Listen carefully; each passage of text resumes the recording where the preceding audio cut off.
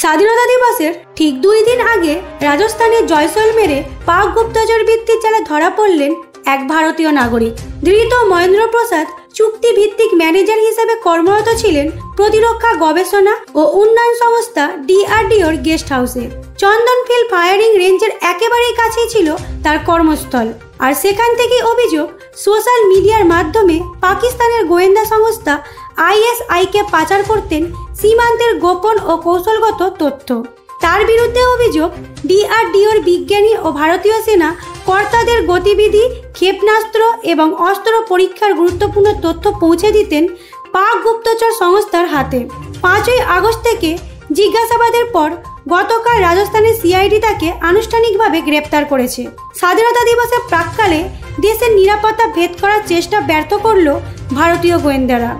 দেশ জুড়ে বেড়েছে সতর্কতা। সময়ের সঙ্গে প্রতিটি আপডেট পেতে চোখ রাখুন আমাদের চ্যানেলে পালস পয়েন্টের দিকে।